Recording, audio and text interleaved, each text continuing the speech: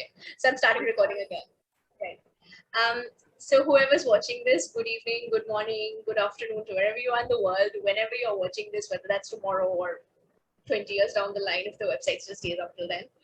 I am beyond excited to be here with Bijal, Vachharajani and Sudeshna from Ghosh. Oh my God, I can't believe I get to say that.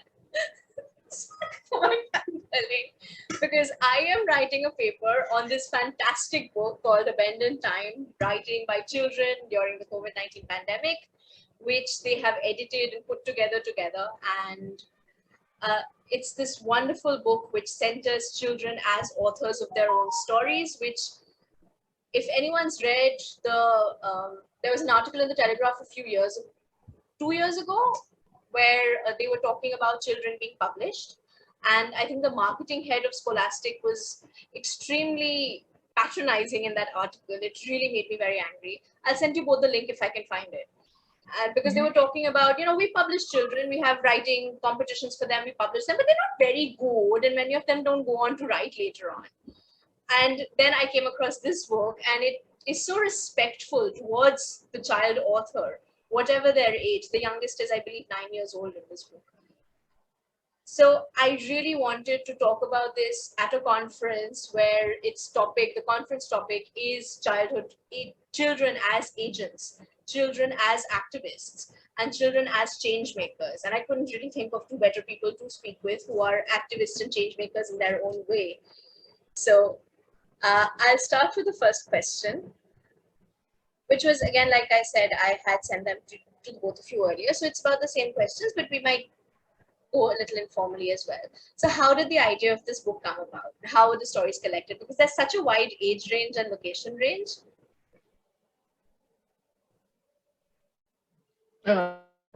Okay. So the idea of the book came about during the first lockdown in India in March 2020, when we went into that severe hard lockdown. And it was pretty much, one heard about children, just like being at home. One had kids at home we were seeing were completely stuck at home. And slowly one realized that this was an incredibly unprecedented thing that was happening. And I mean, initially in March, we thought by April this is going to be over. COVID will go by April, and we'll go back to our old lives. And slowly April came and went, and we realized that was not happening. And if it was difficult for us to process, we could see how difficult it was for children to understand that suddenly they were without anything that they had taken for granted till then. Whether it was going out or playing or meeting friends or going to school, everything was new for them. And we also saw, at least like many, at least the privileged children, they were able to adapt. But we also saw there were visuals all over the place about whole families, migrants going back home, and there were children who were trailing after their parents and walking for miles. And it was a very horrible time, actually. And that is when we thought that given that this is such an unprecedented thing that is happening to children, what would it be like if we asked them to record their feelings about it in whatever form they wanted, whether it was a story or poem or non-fiction or fiction, whatever. So that's how the book the germ of an idea came. Were there particular demographics that you all were looking at, that these are the exact kind of kids we want to publish? No, actually, my thing was that I want any kind, but all all what do I say? All kids who want to write something like this to be able to reach out to them, which is when I spoke to Bijal about this book, and I told her about it, and she was like, of course, very enthusiastic about the idea. And I said that, can you help me reach out to more and more children? Because, I know lots of kids where I live, but they're all pretty much in the same sort of category. So she then put me in touch with a lot of wonderful people. The Mridula Koshi at TCLP, Timira Gupta at Akshara, some others, and that's when we started talking to these people, and they in turn then said that, okay, I know this child who will be able to write. I know this child, so they then in turn did their bit. So the contribution of Mridula and Timira to the book is actually equal to uh, Bijal and what we were doing.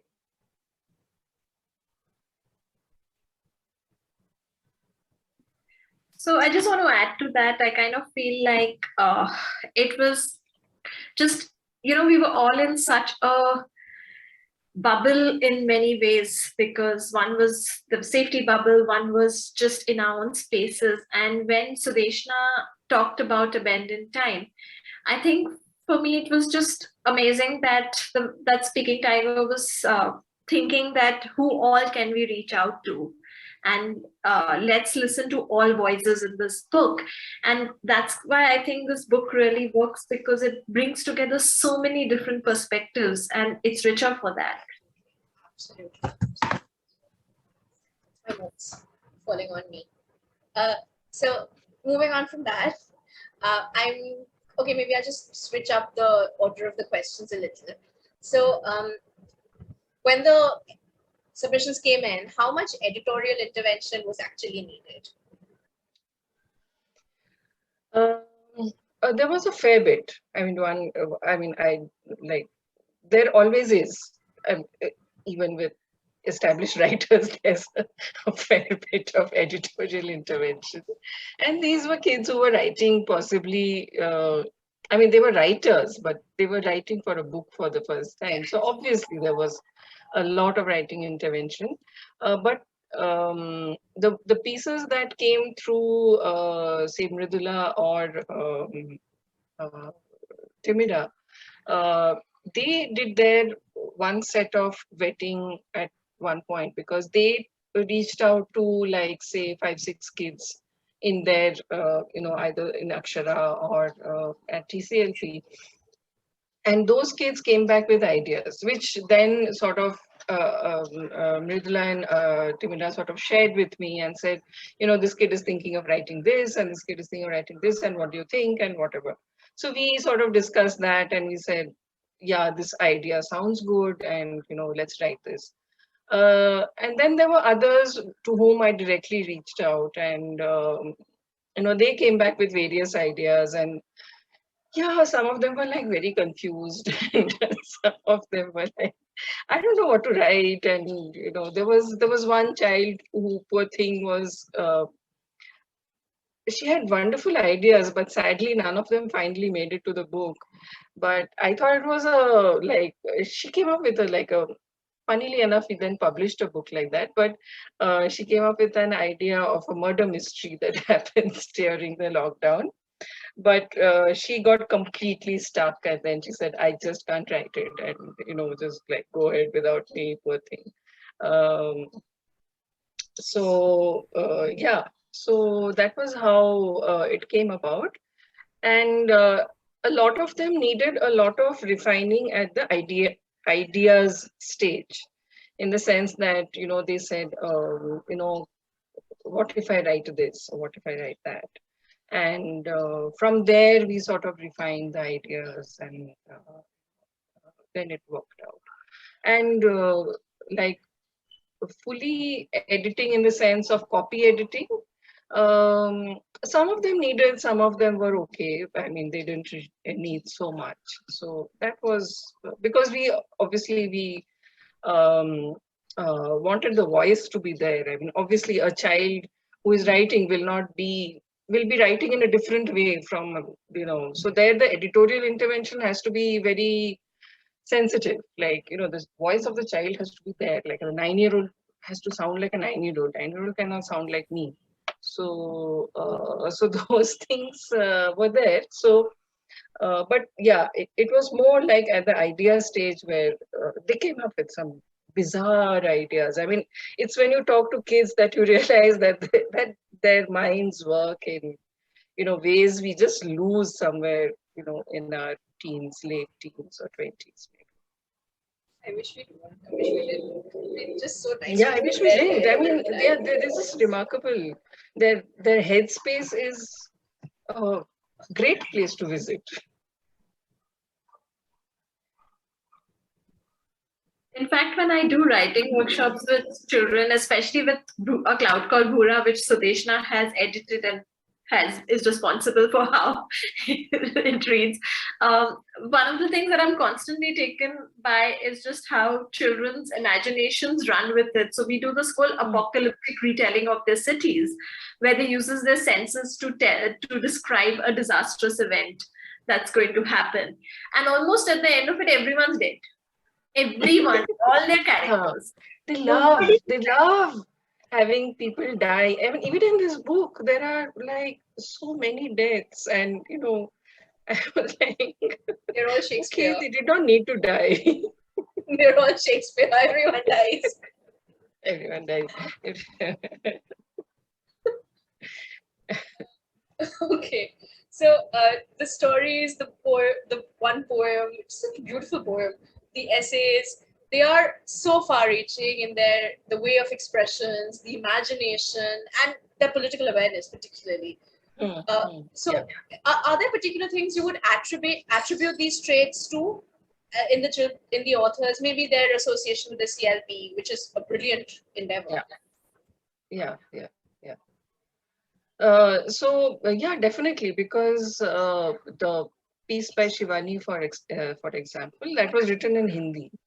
That which is also what we said, that if you write in any language you want, and we'll go take it from there. We'll find a translator. So this was the only piece that came to us which was not in English, and I just love the voice in it and the way she wrote. And the Hindi original is beautiful to read. Uh, so each piece sort of reflects the author's, their not just their mind space, but where they're coming from, what they're seeing around them. uh, like Lavanya's piece is very internal. She's sort of fighting her own demons, whereas Shivani's piece is a fiction piece, but she's obviously writing about something she's seeing around her, and reading about or feeling very intensely about. Uh, then some of the first story, which is the one about where she loses her dreams. And that was that was like one of those ideas which, I don't think if I asked a bunch of adult writers to write this, any of them would come up with such a thing. Uh, so that is also something, obviously that she was feeling about. And when I talked to her about it, she was like, yeah, but those parathas are also, like my mom's parathas are also very nice.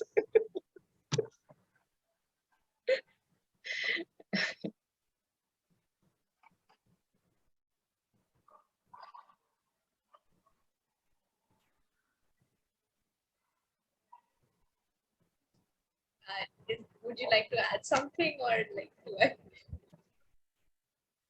I think I mean I got to the privilege of writing a forward meant I got to read all the stories before, and I think I was mostly really and now that I'm revisiting the book for this conversation, Sudeshna and I had a conversation at that point saying I was just struck by how mature they sound, about how much how honest they are, because I think as adults we tend to cloak it, and there was just so much of honesty with the dreams, with the dreamlessness, or even the darkness, but also hoping that there's light after that, or just what are we doing to this planet, what is happening to others.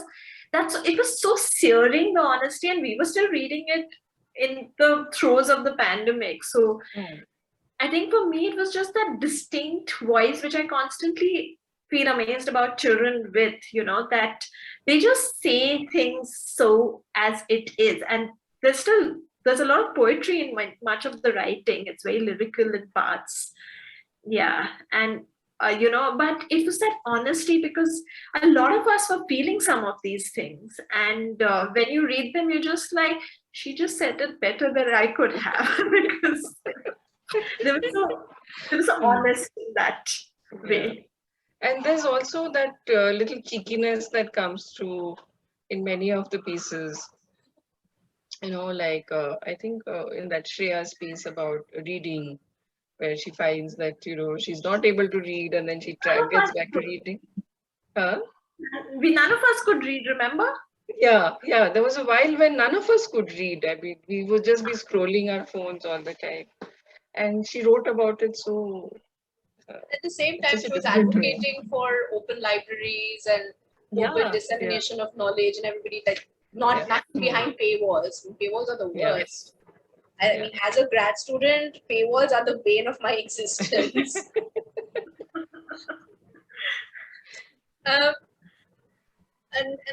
the thing is that Kidlit, it's one of the first critical things we start with when we study children's literature as a subject, is that it's a field, it's a genre that is entirely more or less controlled by adults. It's something that is for children, but it's not by children in most cases. So when you have a book like this, there is a sort of flipping of that pre-existing power dynamic where adults are creating for children and children are just consuming, because here children are creating for themselves, and the two of you just allied along and helped them along with that.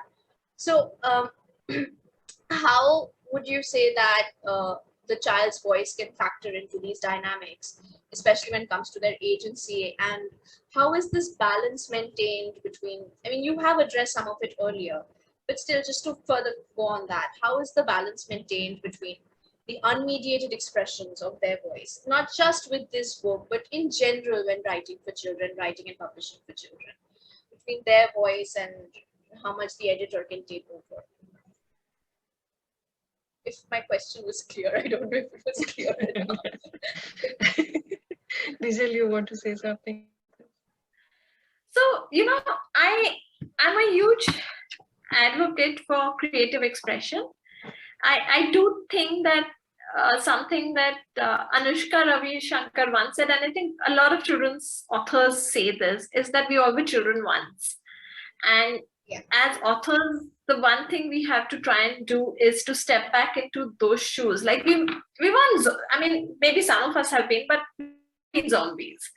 We've never been vampires. Again, like I said, some of us may have, I have no idea. But, we haven't been those things, but it's very easy to slip into what you were once, deceptively easy in that sense. And so I kind of feel like that becomes a responsibility of her to remember what it was like to be a child, what it was like to be at the age of 7, age of 12, when you're just becoming a teenager, preteens, all of that, and kind of write with how you felt at that point. And then agency, I think, becomes very much a part of what you create, because as a child, I was very shy and introverted. And honestly, if I would not raise my hand in a classroom, even if I knew the answer, or even if I had a question, because I didn't understand most of the things most of the time, but I was so scared. But all my characters can have that agency because I always wanted to have that. And so I think that that's the slight difference, that all of us we need to be able to do that. Also, if there's no agency, if there's a situation where the child doesn't have the agency, we need to be able to why it's not there.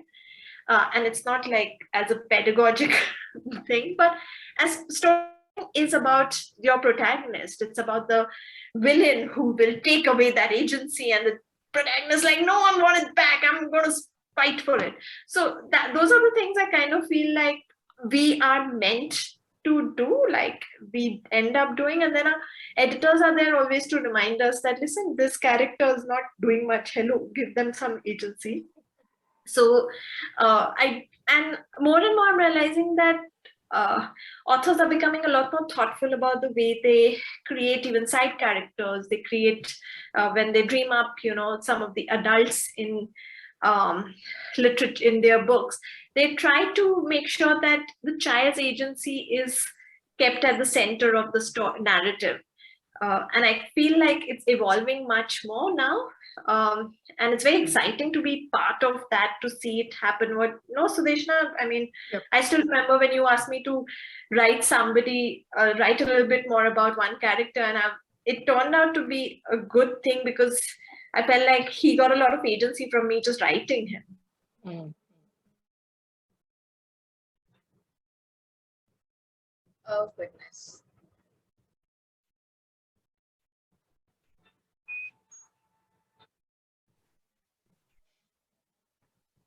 I think I froze. Yeah. Yes. Yeah, you froze for it. Zoom took away your agency, Ritwika. Zoom takes away my agency all the time. In the middle of presenting a paper and I get kicked out. And then people are like, when I watch back the recording, people are like, are you there? Are you done? Hello? And I'm like, no, I'm here. Wait, I'm not. I still have like a paragraph left. I don't know if that answered your question, but I think it did. I think it also answered my next question, which is, what does childhood agency mean to you? So if you have anything, if either of you have anything to add to that, wonderful. But I think I've got my answer for both questions. Great, well done, Bijal. I also, as children's book people, and that includes all of us on this call, one of the biggest things that we want children to have more agency is when it comes to also choosing what they read. As a child, I don't think my parents knew what I was reading. I mean, they basically knew a bit because they do buy them. But my sister made all the choices and I read them. I had no agency, but my sister had all the agency there. But in that sense, I feel like one of the agencies that I really wish we'd see more of is where children do get to read more of what they want to. And I feel like independent bookstores and libraries, especially community libraries, are great spaces that foster that space where a child can choose, and libraries like the one Sudeshna and Radhika run, where children come there and they can ask questions, they can browse and pick what they want to read. So that one's very important as well. Okay, so I have a question which is not in the list, but I'm just listening to the both of you has sort of, because a lot of children who are now moving on to adulthood, but they've been very influential in developing, or rather generating conversation about childhood agency. People like Greta Thunberg or even Millie Bobby Brown. But they also face a lot of pushback from adults who cannot really kind of digest the fact that these are these young kids who are speaking out about serious political issues, because environment is 100% a political issue, or child rights is also 100% a political issue. And they face so much pushback. Was there at any point pushback that you faced during the making of this book from parents or other people, collaborators or colleagues or readers perhaps? No, not for this book at all. But I think in general, children's writing and publishing does get that even to this day to some extent, in the sense that it's not seen to be as serious or as highbrow kind of publishing or writing as other kinds. So there is always a sense of being patronizing about it. And if we as an industry face it, or writers who are adults face it, then imagine if a child is trying to get into that space, what they will be facing. And especially if they are then talking about issues that are uncomfortable for adults, then obviously it's difficult for them. And yet, I think more and more younger and younger people are speaking out, because there is more ways to make your voice heard. It's not just the closed world of books and publishing, but there's a larger way in which you can do it. Yeah, so that kind of pushback is always there. And just to talk about the Indian books market, till about say 5-6 years back, when children's books were not as high sellers as other kinds of books. Um, Children's publishing was never given much of an importance. It is now when it's sort of also, even publishers see the kind of returns that they are getting on books that are selling, that it's like now everyone's talking about, I stock children's books in my bookstore and, all of that. But, till, that change happened a few years back. Till then, we've, even in our own publishing houses, we've sort of faced that thing of, okay, okay, that's fine. Whatever you're doing is nice, but it's not very important. I know the feeling. I face that in my own line of work as well, because I'm doing kid lit and not something like the Renaissance, which is down to death and down. So I understand that feeling completely.